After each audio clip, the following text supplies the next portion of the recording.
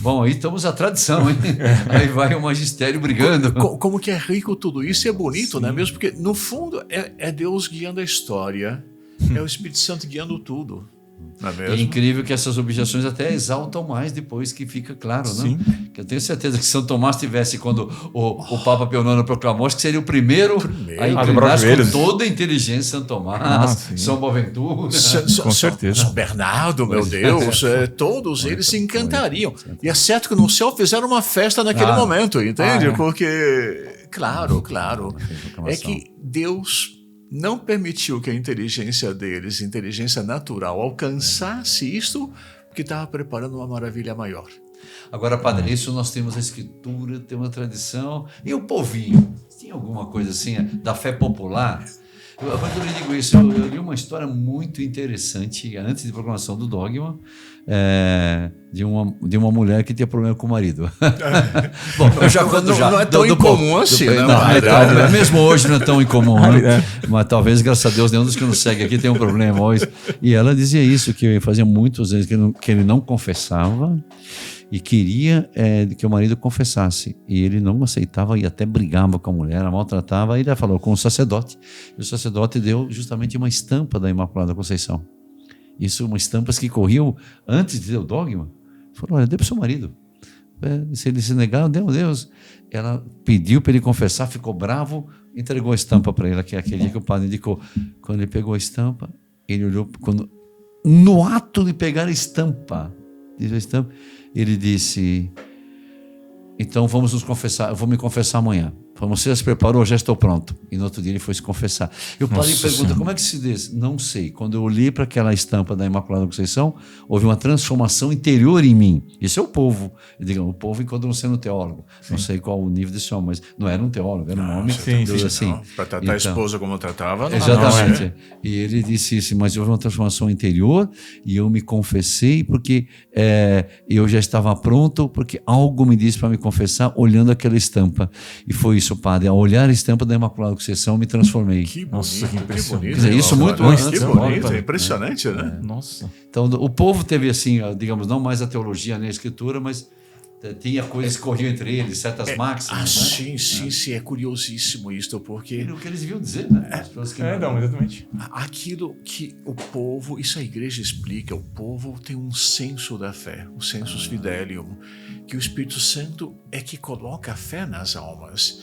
E muitas vezes essa fé vai muito mais rápida, essa ação do Espírito Santo vai muito mais rápida e mais profundamente no povinho do que nos próprios teólogos. Então, enquanto os teólogos, os gênios da teologia estavam discutindo o problema sem entender como podia encaixar o dogma da redenção universal e a Imaculada Conceição, o povo não tinha dúvida nessa matéria. E o povo começa então com argumentos assim muito simples, do povinho. Tem gente hoje em dia que vive criticando as devoções, que é coisa do povo, que não tem inteligência, que não tem ciência. Pobres coitados. Oxalá estivesse essa sabedoria do povo. Mas o povo vai começar a comentar, Nossa Senhora não é a rainha dos anjos? Ela é a rainha dos anjos. Claro. Como é que a rainha dos anjos foi escrava dos demônios por um instante da vida? Que senso, né? Exatamente. Mas se ela fosse concebida no pecado, seria um trunfo do demônio, né? Isso aqui que é inteligência, não é mesmo? É o povinho que dizem não ter inteligência, que vê mais profundamente que os gênios veem. É tão claro que a gente não sabe como se vê, né? Não dá para refutar. É evidente, se ela é rainha, não pode ficar de escrava nem um instante. Não pode. Depois vamos comentar outra a mais, entende? Ela é a medianeira da reconciliação. Não é mesmo? Ela trouxe aquele que nos reconciliou com Deus. Portanto, ela mediou, foi a oração dela que trouxe o Messias. Os profetas, o justo do Antigo Testamento, todos pediam a vinda do Messias e não obtinham. Vem ela, pede e o Pai atende. Ele vem. Então, ela é medianeira da reconciliação. E como é possível que essa medianeira da reconciliação tenha ela, por um instante, sido inimiga de Deus? Como é que é possível? Me explica isso aqui que não dá para entender. Exato. Teria que ter outra medianeira para reconciliar, inclusive ela, né? Exatamente. Mas não, para aí. É raciocínio do povinho, Nossa, de é bom interessante. senso. É bom senso. Bom senso. De uma inteligência assim, muito popular, mas profunda. Está bem. Eva nos perdeu. Nossa primeira mãe, com nosso primeiro pai, nos arruinaram. Mas Eva foi criada em graça. Então, a nova Eva, que traz o novo Adão, ela não foi criada em graça também? Faz sentido isto? Exatamente. Nossa, que interessante, né? Então, a nova Eva, a mãe do Redentor, foi inferior àquela Eva que nos perdeu, que nos afundou, que nos arruinou. Não tem pode sentido, ser. né? Não tem sentido. Não faz Não tem sentido. sentido. Não faz sentido. Depois, outro mais também. De quem é que Jesus recebeu todo o seu corpo, a sua natureza humana? Só dela. Só dela. Ele não teve pai carnal, no sentido de que contribuiu para a formação do corpo dele. Tem São José, que é o pai legal dele. Segundo a lei judaica, pai pleno. Mas não contribuiu para a formação dele. Quem foi que contribuiu? Só ela. Então, o sangue do homem-deus, do Redentor, veio de um sangue imaculado? Faz sentido uma coisa dessa? Que absurdo! Não poderia ser. O inocente ter sido manchado, o inocente por excelência, Por excelência. que vem tirar o pecado do mundo, teria manchado. O Satanás não teria dado uma gargalhada dele? Teria. Não, mas claro. que senso, né? Senso tão simples e Interessante. profundíssimo. Se a gente parar pra pensar, é muito profundo. Profundíssimo. Profundíssimo também. Isso é teologia, padre? Isso é teologia, não é mesmo? Muito interessante, tá vendo? E depois ainda vão dar mais um outro. Me diga uma coisa, ela não é mãe de Deus? É mãe de Deus. Dogma já desde o concílio de Éfeso, mãe de Deus. Isso. E essa mãe de Deus foi escrava de Satanás? Faz sentido uma coisa dessas? Não tem sentido. Interessante. Então, e assim eram muitos outros também, Imagina, padre. Deus deixar a mãe dele ser escrava, isso não aconteceria. Não pode ser, né? Muito bom, muito bom. Então, isso é a fé popular, eu acho muito bom. E com tudo isso, nós chegamos no dogma, né? Mas antes do dogma mesmo, o dogma foi em 1954. 854. 854.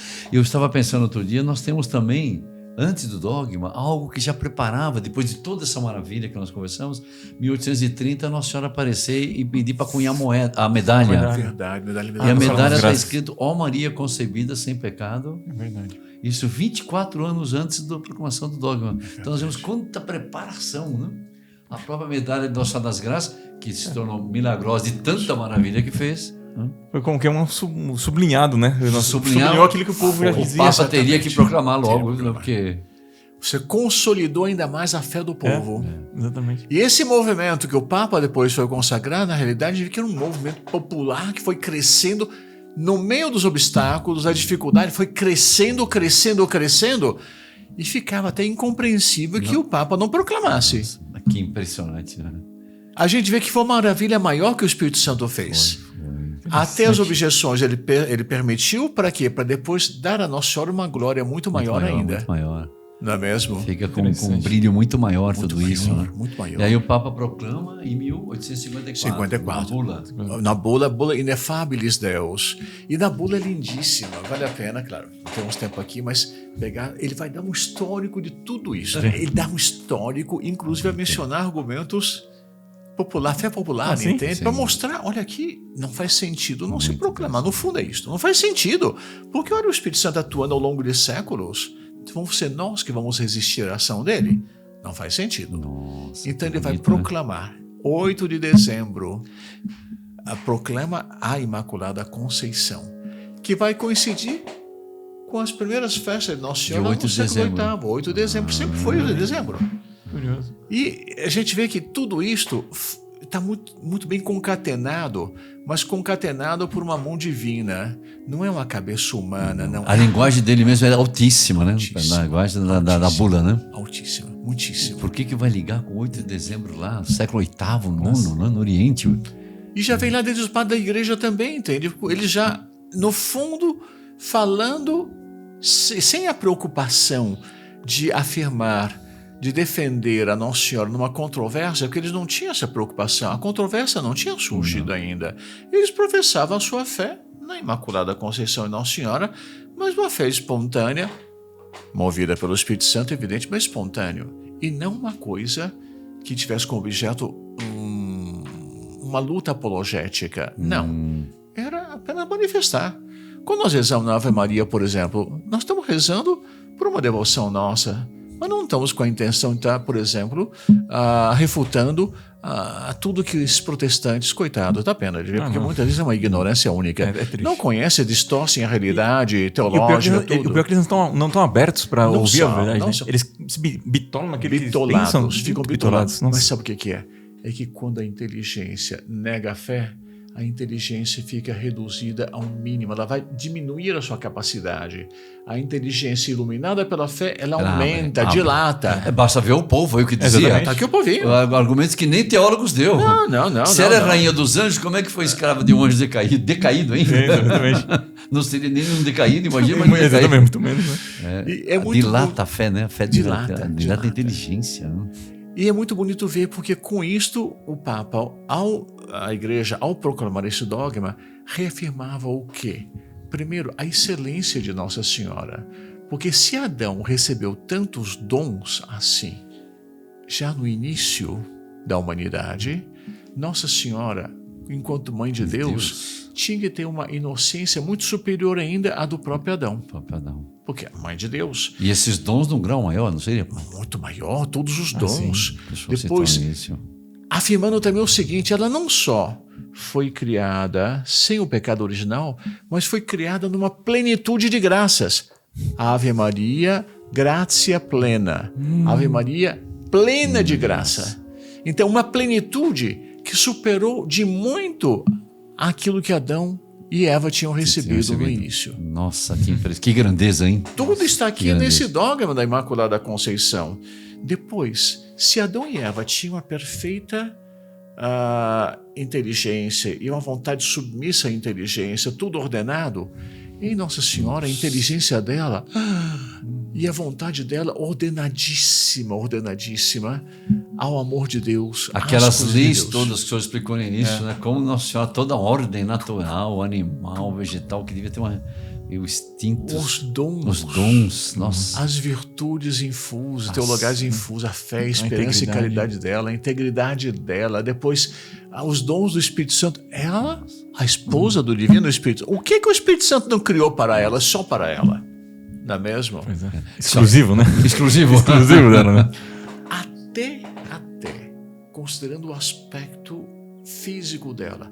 Se Adão tinha que ter o boneco por excelência. O boneco por excelência, lindíssimo. Imagina, Nossa Senhora superou de muito. Porque dela ia nascer aquele que é o novo Adão, é o homem Deus. Aquele sim é por excelência o mais belo, como diz o Salmo, o mais belo entre os filhos dos homens.